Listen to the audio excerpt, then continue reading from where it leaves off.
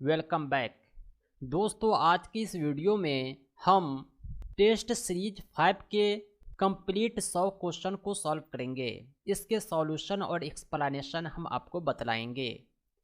अगर आप दक्षता परीक्षा का कंप्लीट नोट्स चाहते हैं, पीडीएफ या प्रिंटेड और संबंधित संपूर्ण अध्ययन सामग्री चाहते हैं तो आप हमसे ज़रूर संपर्क करें। हमारा संपर्क सूत्र है 7631314948। इस नंबर पर आप कॉल भी कर सकते हैं, व्हाट्सएप भी। सबसे पहला सवाल है, टेस्ट सीरीज 5 में नेत्री शब्द का पुल्लिंग क्या होगा। ये जो शब्द है नेत्री, ये स्त्रीलिंग है। इसका जो पुल्लिंग होता है उसे नेता कहते हैं। सही जवाब हो जाएगा ऑप्शन ए। अगला क्वेश्चन है 2 नंबर, निम्न शब्दों में किसमें विसर्ग संधि है। यहाँ पर 4 शब्द दिए गए हैं जिसमें किसी एक में विसर्ग संधि है, बाकी में संधि के दूसरे प्रकार दीर्घ संधि आदि है। ये जो अतएव है, जब आप इसका संधि विच्छेद करेंगे तो आएगा अतः जोड़ एव। ये जो आप देख रहे होंगे अह का सिंबल, यही विसर्ग संधि की पहचान होती है। जिस शब्द के संधि विच्छेद करने पर यह सिंबल आपको प्राप्त हो, यह विसर्ग संधि होता है। सही जवाब हो जाएगा ऑप्शन ए। अब हम बढ़ते हैं अगले सवाल की तरफ। एक मुहावरा है डिंग हाँकना। इसका अर्थ क्या होता है। डिंग हाँकने का जो वास्तविक अर्थ होता है शेखी बघाड़ना होता है। जब कोई डिंग हाँकता है तो अपनी औकात से ज़्यादा बातें करता है, यानी वो शेखी बघाड़ता है। नेक्स्ट क्वेश्चन है 4था नंबर। यहाँ पर लिखा हुआ है सत्य जोड़ चरित्र बराबर होता है सत्य चरित्र के, यानी ये संधि विच्छेद किया गया है और कहा गया है कि ये संधि का उदाहरण है, यानी कौन सा संधि का प्रयोग हुआ है। ये जो संधि है ये व्यंजन संधि है, क्योंकि त और च 2 व्यंजन आपस में मिल रहे हैं, इसलिए व्यंजन संधि है। हमने दक्षता परीक्षा के जो हिंदी नोट्स दिए थे आपको, हिंदी व्याकरण के, उसमें संधि के प्रकार पर हमने चर्चा किया था। अगला सवाल है 5 नंबर क्वेश्चन है, राग दरबारी उपन्यास के रचयिता कौन है। राग दरबारी बहुत ही फेमस उपन्यास है। इसके जो रचयिता है वो श्रीलाल शुक्ल हैं। श्रीलाल शुक्ल की रचना है राग दरबारी। अगला क्वेश्चन है 27, कौन से समास में सभी पद प्रधान होते हैं। समास के बहुत सारे प्रकार होते हैं, लेकिन द्वंद्व समास जो होता है उसमें दोनों पद प्रधान होते हैं। इसका उदाहरण होता है माता पिता, रात दिन, इसमें दोनों पद जो है प्रधान है। बीच में हाइफन का सिंबल आएगा, ये इसकी पहचान है। आइए हम बढ़ते हैं अगले सवाल की तरफ। 28 नंबर है, x/5 बराबर 3.5 में x का वैल्यू क्या हो जाएगा। यहाँ पर ये भाग में है और बराबर के इस साइड 3.5 है। x का वैल्यू पता करने के लिए आप जो है 5 से 3.5 को गुना करेंगे। जब 5 से 3.5 को गुना करेंगे तो आपको 17.5 प्राप्त होगा, क्योंकि 5 या 15 होता है और 0.5 को 5 से गुना करेंगे तो 2.5 आएगा, जो 15 में जुड़कर 17.5 पूरा करता है। सही जवाब हो जाएगा ऑप्शन ए। अगला क्वेश्चन है 29, सरल रेखा पर बने कोण का मान क्या होगा। ये आप देख रहे हैं, ये सरल रेखा है, इस पर जो कोण बनता है ये 180 डिग्री होता है। सही जवाब हो जाएगा ऑप्शन सी। अगला क्वेश्चन है 15,1515 का प्रतिनिधित्व करता है। 15,1515 को आप किस प्रकार लिखेंगे, आइए हम देखते हैं। यहाँ पर हमने लिखने का प्रयास किया है, आप देख पा रहे होंगे 15,000 को एक बार लिखा, 1500 को एक जगह, 15 को एक जगह। सबको जब आपस में जोड़ देते हैं तो 16,515 आता है, क्योंकि ये जो 1500 है 1,500 है।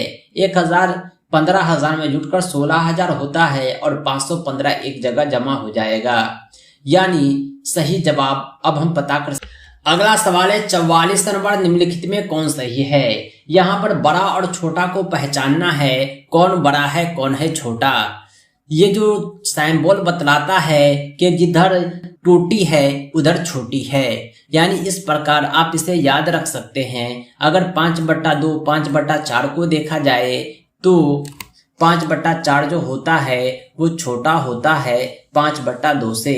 बाकी ऑप्शन को देखेंगे तो आप गलत पाएंगे, सही जवाब ऑप्शन बी है। अगला सवाल है 75/8 को दशमलव में बदलने पर प्राप्त होगा। 75/8 को दशमलव में बदलने के लिए 75 को 8 से भाग देंगे। 8 से जब भाग देंगे तो 9 बार में आएगा, 9 × 8 72, घटाने पर 3 आता है, फिर दशमलव देंगे, 0 बैठाएंगे, 8 × 24 आता है, 24 में से घटाते हैं तो 6 प्राप्त होता है, ये 60 हो जाएगा, 8 × 7 56 हो जाएगा, फिर 4 शेष बचेगा, 0, 8 × 5 40। दशमलव का जो नियम कहता है कि आपको दशमलव के बाद 2 ही डिजिट लिखना है। तीसरा डिजिट अगर 4, 5 या उससे ज्यादा हो तो एक इस डिजिट में जोड़ दीजिए, ठीक पड़ोस के डिजिट में, अन्यथा इसे इग्नोर कीजिए। 5 जो है 4 से ज्यादा है, इसलिए हम 7 को 8 बना देंगे, यानी 9.38 दशमलव में बदलने पर प्राप्त होता है। अगला क्वेश्चन है 46 नंबर, 8, 18, 24 का लघुत्तम समापवर्तक हो जाएगा। लघुत्तम समापवर्तक निकालने के हमने 2 तरीके बताए थे। अभाज्य गुणनखंड विधि से हमने इस तरीके का प्रयोग किया था। 8, 18, 24 तीनों का इंडिविजुअली अभाज्य गुणनखंड निकालेंगे। उसके बाद हम देखेंगे कि कौन सी संख्या है जो सब में कॉमन है, तो हमें प्राप्त होता है कि 1 to 2 जो है सब में रिपीट हुआ है। इसके अलावा ये 2 जो एक्स्ट्रा है उसे भी हम लिखते हैं। उसके बाद हम जो है देखते हैं कि 3 जो है कितनी बार सब में रिपीट हुआ है, तो 3 जो है एक बार रिपीट हुआ है, फिर एक्स्ट्रा 3 को भी लिखते हैं। यानी इसमें लिखा यह जाता है कि हम हाईएस्ट घात देखते हैं, हाईएस्ट घात को लिखते हैं। 2 का हाईएस्ट घात 3 और 3 का हाईएस्ट घात 2 है। सबको आपस में गुना करने पर 72 आता है। ये इसका एलसीएम हो गया।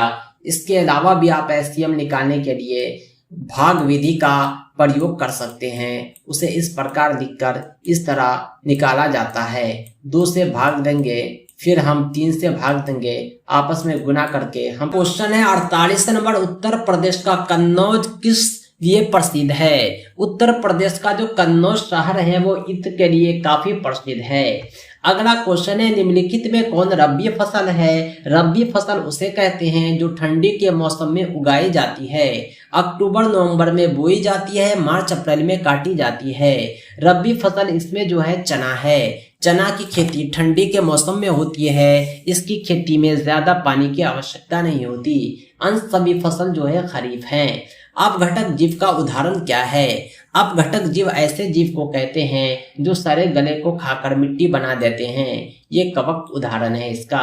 वेलक्रो का इस्तेमाल कहाँ होता है। वेलक्रो उसे कहते हैं जो चिपकाने के काम आता है। इसका उपयोग बस्ते में, जूते में, छाते में होता है। अगला सवाल है निम्न में कौन भारतीय खाद्य पदार्थ नहीं है। हमारे देश का जो प्रचलित खाद्य पदार्थ है उसमें आलू नहीं है। ये जो है पुर्तगाल का फसल है। ये भारत में लाया गया था पुर्तगालियों के द्वारा, वहीं से इसकी खेती शुरुआत होती है। अन्य सभी हमारे देश के खाद्य पदार्थ। क्वेश्चन है 85 नंबर, जब शिक्षिका पूछती है कि हम भी सफल होंगे, इस वाक्य में भी लगने का क्या अर्थ है। भी जो होता है निपात होता है, यह किसी भी काम पर दबाव देता है, यानी बायफोर्सली कहता है। ये भाषा की बारीकी समझाना चाहता है कि भी का अर्थ क्या है। भी को हटा देंगे फिर भी बात पूरी है, लेकिन भी लगाने का अर्थ होगा कि सब बच्चे तो सफल होंगे ही, मैं भी होऊंगा, यानी ये भाषा की बारीकी है। नेक्स्ट क्वेश्चन है 86 नंबर, सुनीता अक्सर तालाब श को दंती स का उच्चारण देती है। सुनीता की भाषा शिक्षिका के रूप में आप इस स्थिति में क्या कहेंगे। सुनीता के साथ जो प्रॉब्लम है वो क्षेत्रीय भाषा का प्रभाव है। तालाब श का प्रयोग जहां पर होना चाहिए वहां पर दंती स का उच्चारण करती है। शमशान को शमशान बोलती है, वो क्षेत्रीय भाषा का प्रभाव है। जो वो सुनती है वही बोलती है। नेक्स्ट क्वेश्चन है 87, सीखी हुई बात को स्मरण रखने या पुनः स्मरण करने की असफलता कहलाती है। किसी सीखी हुई बात को आप याद नहीं रख पाते हैं तो ऐसी स्थिति को संवेदना कहा जाता है। सही जवाब हो जाएगा ऑप्शन सी। 88 क्वेश्चन है, निम्नलिखित में कौन व्यक्तित्व का प्रक्षेपी परीक्षण नहीं है? व्यक्तित्व के जो प्रक्षेपी परीक्षण है उसमें 16 पीएफ परीक्षण इंक्लूड नहीं है। जब बच्चा कार्य करते हुए उबने लगता है तो यह बात का संकेत है कि संभवतः कार्य यांत्रिक रूप से बार बार हो रहा है। सही जवाब हो जाएगा ऑप्शन ए। नेक्स्ट क्वेश्चन है, 90 नंबर प्रायः शिक्षार्थियों की त्रुटियां डैश की ओर संकेत करती है। शिक्षार्थी की जो त्रुटि है वो सीखने की अनुपस्थिति को बतलाता है, क्योंकि वो सीखने के दौरान कहीं और रहते हैं, उसका ध्यान कहीं और रहता है। दोस्तों ये थे 100 प्रश्न जो टेस्ट सीरीज 5 से लिए गए थे। इस तरह के हमने 5 टेस्ट दिए हैं, आगे भी टेस्ट जारी रहेंगे। हम टेस्ट संडे देते हैं, OMR शीट पर लिए जाते हैं। दोस्तों इसी तरह के हेल्पफुल वीडियो के लिए, कंप्लीट तैयारी के लिए, प्राइवेट वीडियो के लिए आप हमसे संपर्क कर सकते हैं। हमारा संपर्क सूत्र है 7631314948। इस नंबर पर आप कॉल भी कर सकते हैं, व्हाट्सएप भी।